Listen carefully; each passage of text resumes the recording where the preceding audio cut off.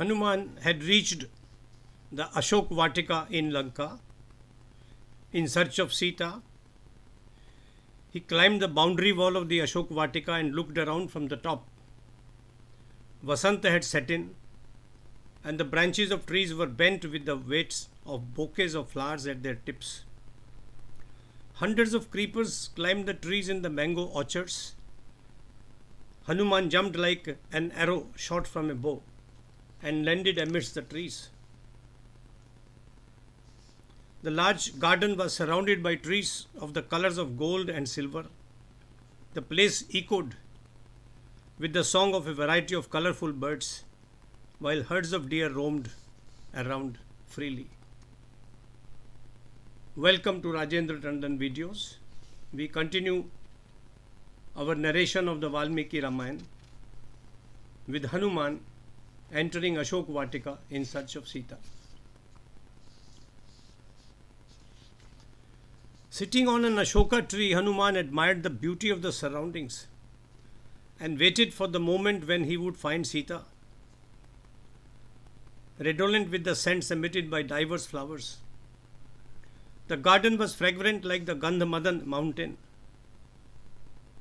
Hanuman soon noticed a high-rising round temple supported by 1,000 pillars, as white as the Kailash mountain. It had steps made of coral and pavilions made of gold. Everything points to the riches of Ravana. Dazzling the onlookers, its pointed high domes appear to draw a sharp line in the sky. Remarkable descriptions by Valmiki. Meticulous, architecturally sound. Next to the temple, Hanuman noticed a charming woman dressed in rags. Karuna Ras. Sitting surrounded by fierce Rakshasis. She looked emaciated and pathetic. She sobbed intermittently. A worn-out sheet of silk covered Sita's body, dirty and shorn of any adornments. She looked like a muddy stream devoid of lotus blooms. Remarkable images. A muddy stream devoid of lotus blooms. Like Rohini, harassed by Mangala, the tapasvini reduced to a skeleton, looked crushed by grief. Hanuman realized that this could be Sita, who had grown feeble because of fasting all the time. Sorrow overwhelmed all her other emotions because she was far away from her near and dear ones.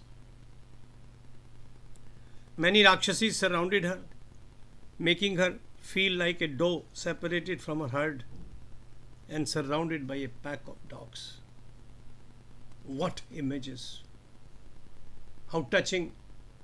I have included some paintings in this video showing Sita's incarceration in Ashok Vatika and Ravan coming to implore her to be his wife.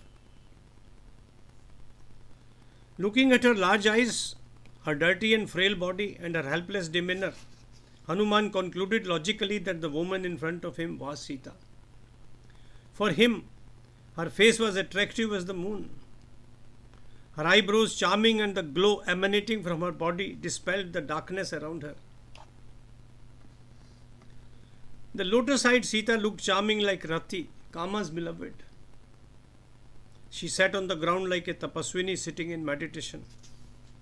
A pall of despair had dimmed her facial luster. Her face looked like a flame of fire wrapped in smoke. Valmiki was undoubtedly a great poet. Sita was upset that she could no longer look after Sri Ram. Harassed by the Rakshasis, the doe-eyed beauty seemed helpless. There was no joy on her face, bathed in tears. Is she really Sita? Thought Hanuman. Looking at her, who had grown lean like knowledge forgotten due to lack of practice. Hanuman had his doubts. Mark the words. Grown lean like knowledge, forgotten due to lack of practice. Hanuman could not recognize her because she had not put on any auspicious marks and applied no unguents. It took some time for Hanuman to be certain of her identity. Looking carefully, he noticed some of the ornaments on Sita's body that had been mentioned by Sri Ram. He saw on her ear lobes lovely rings and bewitching earpins shaped like flowers. Her bangles were studded with gems and coral. Though the ornaments had blackened, yet they tallied with the description given by Sri Ram.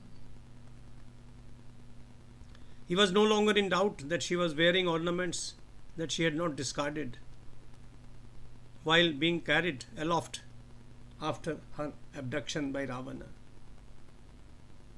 Even her yellow covering, thought Hanuman, was the same as the piece of cloth thrown on the ground with her ornaments. It was dirty, but somehow its color had not faded. Hanuman was now certain that this fair woman was Sita, the beloved of Sri Ram. Her complexion glowed like gold. She was the one whose absence had overwhelmed Sri Ram with compassion, pity, grief, and love. Hanuman rejoiced in having the privileged darshan of Sita. Mentally, he found himself in the presence of Sri Ram and admired the latter's good fortune in having Sita as his wife.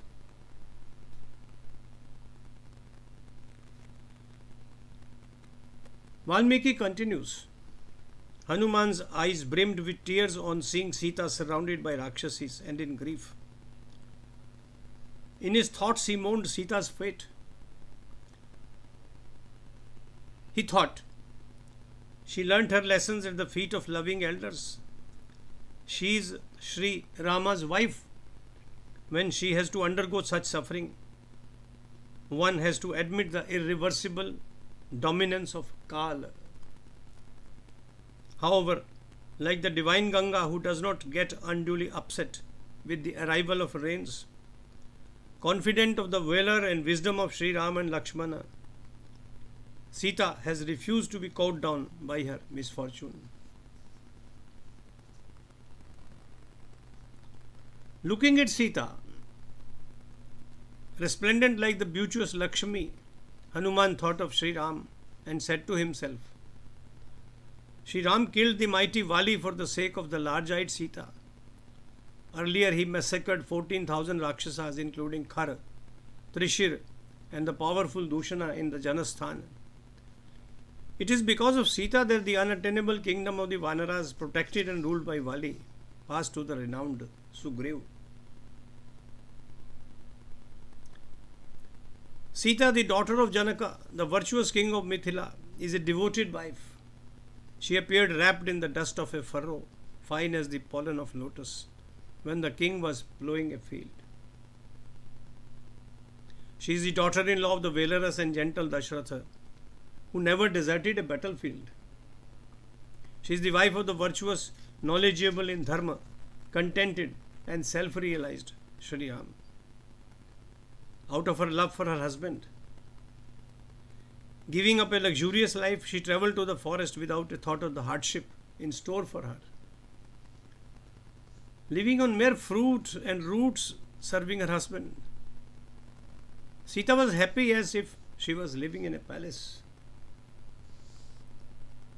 Sita of the golden limbs, of an ever-smiling face, soft-spoken, suffers the tortures she was never meant to suffer.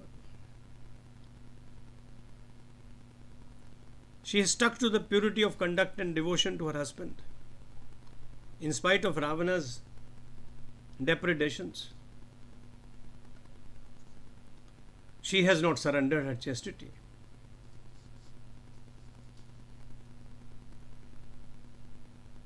Hanuman thought, a husband adorns his wife more than any ornament.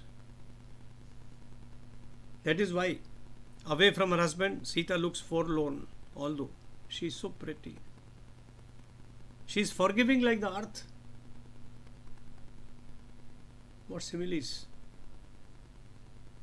The Ashoka tree, with its branches bent with bouquets of flowers, add to Sita's shok. Ashok tree, Sita's shok, sorrow. Having determined the identity of Sita,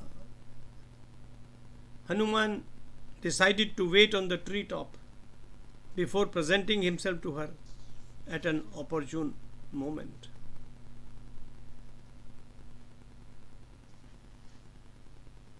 This narrative is so touching, it brings tears to one's eyes. Valmiki describes everything through the eyes of Hanuman. He makes them real.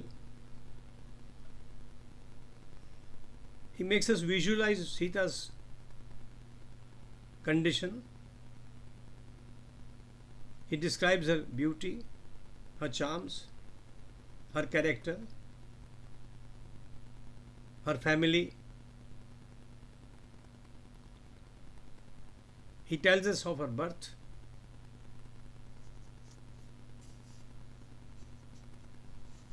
There is a strength in this narration. The visualization is complete. It's so picturesque. Yet it is real. The way things must have happened, filtered through the imagination of the poet. That was Valmiki.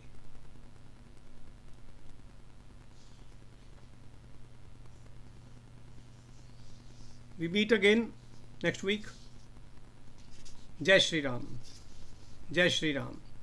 Jai Shri Ram.